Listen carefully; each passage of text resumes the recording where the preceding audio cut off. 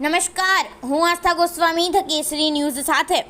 પહેલાના સંવેદનશીલ અને અત્યારના મૃદુ અને મક્કમ મુખ્યમંત્રી ક્યાં? ગુજરાતમાં આટલા બધા કાંડ સરકારની સામે આવતા હોવા છતાં પણ શીખ લેવાને બદલે તંત્રો દ્વારા વધુ એક અત્યાચારનું પગલું સામે આવ્યું છે। કોળી સમાજના એક વ્યક્તિનું કસ્ટોડિયલ ડેથ આવ્યું સામે। કેસરી ટાઈમ સૌપ્રથમવાર એનો મરણોત્તર નિવેદન સૌપ્રથમ જનતા સામે મૂકી રહ્યું છે। મળતી માહિતી પ્રમાણે જે છોકરાનો મૃતદેહ રાજકોટ હોસ્પિટલમાં પડ્યો છે, જેનું નામ નરેશ જણાવવામાં આવી રહ્યું છે, એ યુવક સુરતમાં રહી હીરા ઘસીને ભરણ પોષણ કરતો હતો। મળતી માહિતી પ્રમાણે સાળો સુતરપાડાથી છોકરીને ભગાડીને લઈ ગયો હતો। ત્યારબાદ 2 દિવસ સુધી તે મૃતક યુવકના ઘરે રોકાયો હતો। લોકેશન ટ્રેક થતાં પોલીસને જાણ થતાં પોલીસ ત્યાં આવી પહોંચી હતી, જે ભાગી જનાર યુવક અને યુવતીને સમાધાનની લાલચ આપીને સુતરપાડા લઈ ગઈ હતી। ત્યાં પહોંચતા જ યુવતીને તેના માતા પિતાને સોંપીને યુવકને કસ્ટડીમાં રાખવામાં આવ્યો હતો અને મળતી માહિતી મુજબ કસ્ટડીમાં રહેલા યુવકના પોલીસે રિમાન્ડ લીધા છે। રિમાન્ડ દરમિયાન યુવક પોલીસ કસ્ટડીમાંથી ભાગી છૂટ્યો હતો। એ દિવસથી લઈને 3 થી 4 મહિના સુધી તેના પરિવારજનોને કોઈ સાર સંભાળ મળી નથી। પરિવારજનોને સંદેહ છે કે યુવકને ગાયબ કરાયો છે અથવા મારી નખાયો છે। એ અનુસંધાનમાં આજ સુધી પોલીસ દ્વારા કોઈ જ જવાબ મળ્યો નથી। મળતી માહિતી અનુસાર મૃતક યુવક નરેશે જાણવા જોગ પોલીસમાં અરજી આપી હતી, છતાં પણ જવાબ ના મળતા તેને આરટીઆઈ કરી માહિતી માંગી હતી। આરટીઆઈની અરજીથી મોટા અધિકારીઓની સંડોવણી છે એવું જાણવા મળી રહ્યું છે, જેના કારણે મૃતક યુવકને વારંવાર પોલીસ દ્વારા નિવેદન લેવા માટે બોલાવવામાં આવ્યો હતો અને પોલીસ અધિકારીઓ દ્વારા માનસિક ત્રાસ આપવામાં આવતો હતો અને ત્રાસથી કંટાળતા યુવક સુરતથી પંચવદન સ્થળાંતર કર્યું હતું। સુતરપાડાની પોલીસ, તલાલાની મહિલા અધિકારી અને 3-4 કોન્સ્ટેબલ સાથે મૃતક યુવકના ઘરે પહોંચ્યા અને જાહેરમાં યુવકને માર મારવામાં આવ્યો, સાથે તેની ગર્ભવતી પત્ની સાથે પણ ગેરવર્તન કરવામાં આવ્યું હતું। સૂત્રાપાડ પોલીસ સ્ટેશન લઈ જતા યુવકને ગુનો કબૂલ કરવા માટે વારંવાર દબાણ અને હાથ ચાલાકી કરવામાં આવી રહી હતી। જ્યાં મૃતકને રાખવામાં આવ્યો હતો ત્યાં સીસીટીવી કેમેરા પણ ન હતા એવું જાણવા મળી રહ્યું છે। સૌ પ્રથમ ધ કેસરી ટાઈમ સાથે મૃતકનું મરણોત્તર નિવેદન તમારી સામે લાવી રહ્યા છીએ। આ મારા મોટા ભાઈની હાલત છે, સિવિલ હોસ્પિટલ રાજકોટમાં છે। ભાઈ તને લેવા આવ્યા હતા ત્યારે તું કઈ પોલીસવાળાને ઓળખતો હતો, એમાં કોણ કોણ હતા અને ક્યાં સ્ટેશને ત્યાં આવ્યા હતા, ક્યાં જિલ્લાના હતા? મને લેવા આવ્યા ત્યારે નાગેશ્વરીના પોલીસ વાળા હતા, વીરુભાઈ કરીને, બીજાની સાથે 2-3 હતા। પછી સુત્રાપાડાના 2 પોલીસ વાળા હતા। પછી તારાડાના સીપીઆઈ મેડમ ને એનો રાઇટર એ બંને હતા। ને મને લગભગ આશરે 6:30-7 કાળામાં નાગેશ્વરી પોલીસ સ્ટેશને લઈ ગયા। ત્યાં મને અડધી પોણી કલાક રાખ્યો, જેમ આવે મારી સાથે વર્તન કર્યું। મેં કીધું કે આ તમે શા માટે લઈ આવો છો? અને ક્યાં બેઠાડ્યો હતો? મને પીએસએફની ઓફિસમાં। ત્યાં કેમેરો હતો? ને અહીંયા કેમેરો કે નહોતો દેખાતો। ત્યાં નહોતો કેમેરો? નહીં। શું પૂછપરછ શું કરી હતી ત્યાં બેઠાડીને? પૂછપરછ એ કરી કે તમે કે હોય કે વધારે રહેવાઈ ગયું કે તમે કે અમને સરેન્ડર કરી ગયો, એટલે કે તમને અમે ઓછી સજા પડવા। તમે કઈ ગુનો કરો જ નથી। તમે આ કેસ ક્યારનો ચાલુ છે? અત્યારે કેમ ધરપકડ કરી છે તમારી? આ કેસ તો તારીખ 1 તમે નિવેદન એને આપી ગયેલા છે ને, નિવેદન આપી ગયેલા છતાંય તમારી ધરપકડ કેમ કરે છે પોલીસ?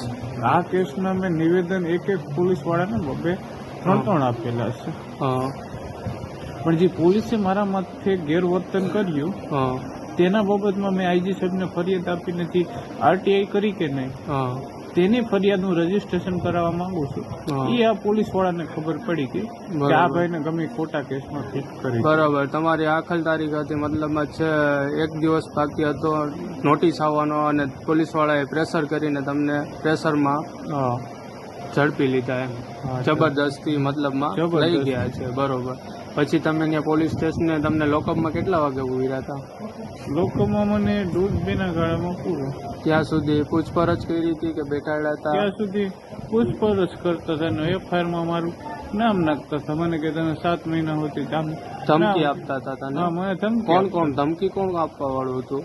ધમકી આપવામાં સીપીઆઈ મેડમ, પછી બીજાની 2 જમાદાર હતા। 3-4 જણા ધમકી આપતા હતા. બરોબર. પછી તને લોકઅપમાં પૂર્યો 2:30 વાગ્યાના ગાળામાં. 2:30 વાગ્યાના ગાળામાં લોકઅપમાં પૂરું. ત્યારે મેં મેડમને કીધું લોકઅપ રજિસ્ટરમાં મેં સાઇન નથી કરેલું. હા. હું સાઇન નહીં કરું મેડમ, હું ગુનેગાર નથી. બરોબર. મેં એ ગુનો નથી કર્યો. તો એ ગુનાનું શા માટે છું?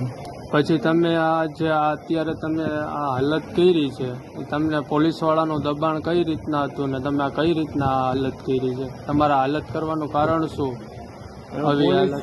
પોલીસ વાળાનું જે 1.5 મહિનાથી જે દબાણ હતું, હા આ તો ઠીક છે હા કે મને મરાઈ ન ગયું. હા. અત્યારે તો મને પસ્તાવો થાય છે કે મારા બાયડી છોકરાનું શું થાત, મને કાંક થઈ ગયું. પણ આ પોલીસ, સોમનાથ પોલીસે હદ બારો હેરાન કરેલો છે મને. એસપી સાહેબને રૂબરૂ જઈ ગયેલા છીએ, કલાક વાત કરેલી છે. બરોબર. કે એસપી સાહેબ આવી રીતે આમ ઘટનાયું છે, છતાં પણ કોઈ ધ્યાન નથી દીધું. તમે બધાને અરજી આપી ગયેલી છે છતાંય તમારે આરે આવો બનાવ બન્યો છે એમ ને? છતાંય આવો બનાવ બનેલો છે. બરોબર છે. સારું બોલો. જય કોળી સમાજ. મિત્રો, ઘણા સમય પછી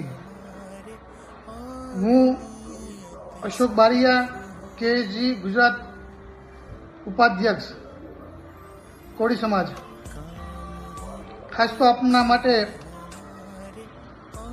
સોશિયલ મીડિયામાં એટલા માટે લાઈવ થવું પડે છે કે કોળી સમાજ માટે થતા અત્યાચારોને સરકાર કેમ ધ્યાનમાં નથી લેતી. જાફરાબાદ રાજુલાના ભટવદર ગામના એક નરેશભાઈ,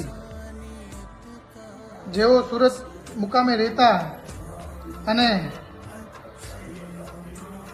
ખોટા આરોપમાં જેમને પોલીસ અધિકારીઓ દ્વારા ટોર્ચર કરી તેમજ એમની ધરપકડ કરી અને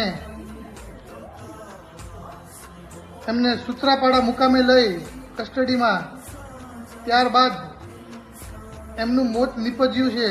તો હું સરકાર રજૂઆત કરું છું કે આવા સરકારી કર્મચારીઓ જે પ્રજાના રક્ષક હોય અને આવું ભક્ષક જેવું કેમ કૃત્ય કરે છે? તો હું સરકારશ્રીને નિવેદન કરું છું કે આવા અધિકારીઓને તપાસ કરીને સખત ને સખત સજા મળે એવી સરકારને રજૂઆત કરું છું.